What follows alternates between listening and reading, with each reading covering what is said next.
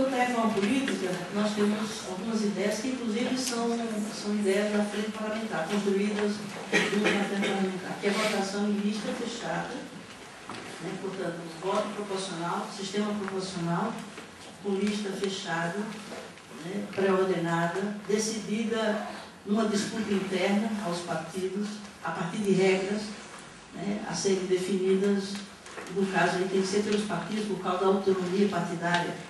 E nós achamos correta a tese que os partidos sejam autônomos na sua auto-organização, mas tem algumas regras mínimas que estabeleçam, que garantam a democracia interna na definição dessa ordem de nomes na lista pré-ordenada, né?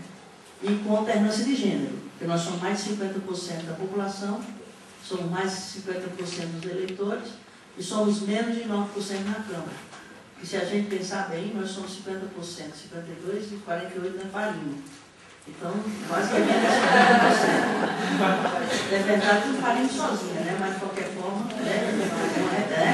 nós somos mãe dos outros 48%. E, no entanto, nós somos menos de 9% na Câmara, um pouco mais de 10% no Senado. Contrariamente ao que ocorre, por exemplo, na Argentina são 38% do parlamento da Argentina. O Chile são 40%.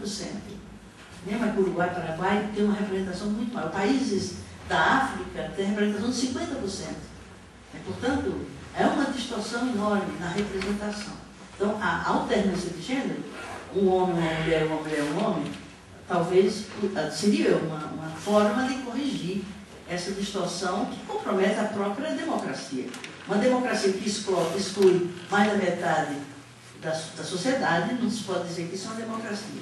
Se soma isso aos negros, que também tem negros, mulher negra, né, também, os negros são quase 50%. Os negros são menos de 44% a representação na Câmara. Índio não tem um representante índio. Então, que democracia é essa que não representa, né, a grande maioria de sua população? Então, lista pré-ordenada, com alternância de gênero, com financiamento público exclusivo. Né, exclusivo.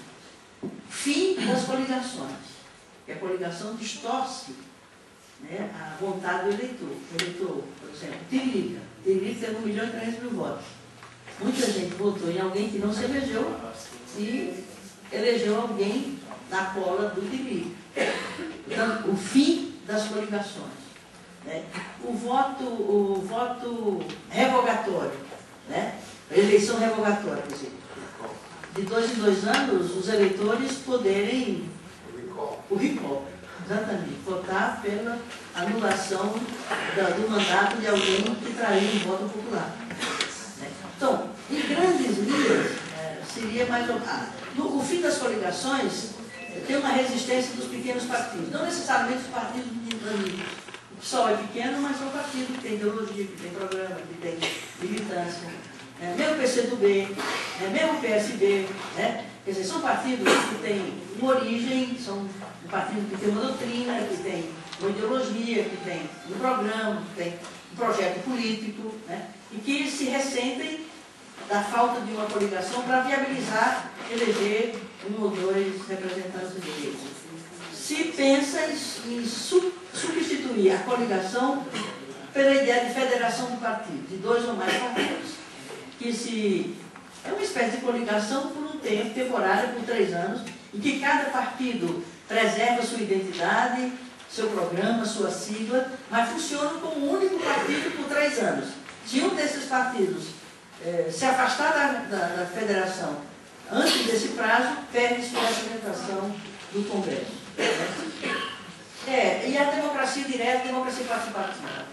Temos que garantir, né, o pleno exercício do referendo, do plebiscito, e como uma praxe, uma prática, né, reiterada no país, como tem em outros países. Ao você eleger o presidente da República, um governador ou um prefeito, os eleitores também seriam consultados sobre temas estratégicos para a vida do país, ou para a vida daquele estado, ou para a vida daquele... Por exemplo, Belo Monte, que é uma excrescência que está se dando lá.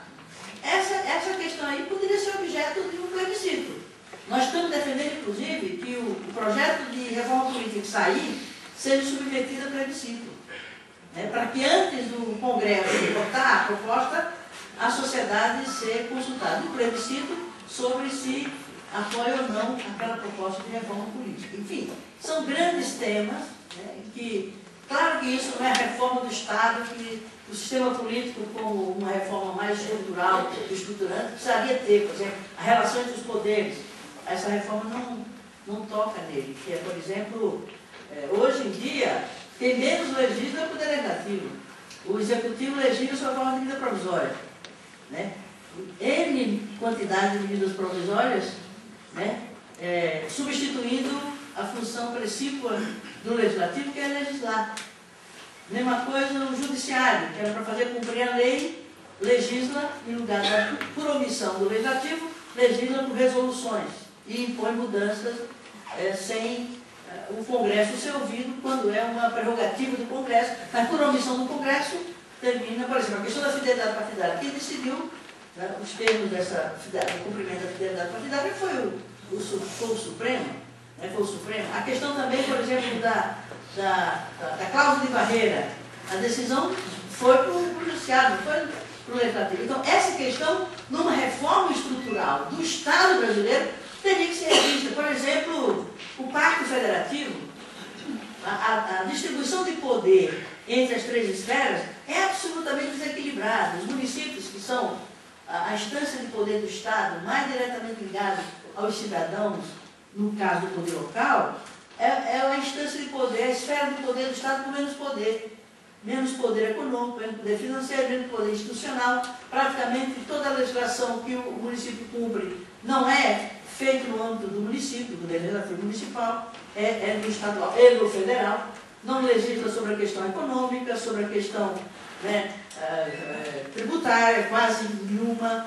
Não legisla sobre as questões mais importantes, uma alteração do Pacto Federativo na distribuição de poderes entre as três esferas deveria ser um capítulo de uma reforma política estrutural, para repensar o papel do Estado. Por exemplo, o sistema tributário não teria que ser uma lei à parte, teria que ser um capítulo de uma organização do Estado, onde a questão tributária, fiscal, fosse um aspecto, um capítulo a ser tratado no conjunto do sistema político, se repensando e se reorganizando a partir de uma reforma mais estrutural e mais estruturante. Isso não tem força política para isso, e a representação do Congresso, me desculpe os colegas que não estão aqui, ou pela ausência deles, a grande maioria é muito desqualificada, porque os critérios de eleição, de escolha desses representantes, lamentavelmente, não qualificam. O eleitor, por sua vez, por desinformação, por descuido, né, por despolitização, também é um pouco descuidado na hora dessa decisão do voto. E se essa escolha puder ser reparada através do recall, essa é uma forma, quem sabe, de dar mais motivação para o eleitor escolher o seu representante e diz, olha, se esse não corresponder, daqui a 2 anos a gente tenta tirá-lo, né, desse. Então, a democracia direta, a democracia participativa, como uma dimensão da democracia. Como se não pudesse existir democracia, a democracia sem as duas dimensões da democracia, democracia direta e democracia participativa, mais real, né, com o poder de legislar, com o poder de aprovar ou rejeitar uma lei, com o poder de referendar ou não uma lei que foi votada no Congresso. Aí sim, você tinha, né, a democracia plena exercida através, cumprindo o artigo 1º, parágrafo único da Constituição Federal. Como lembrava aqui o professor Fábio, todo poder emana do povo através de representantes eleitos diretamente ou diretamente nos termos de uma lei que não existe. Que era a lei que regulamentaria o artigo 1º, parágrafo único da Constituição Federal.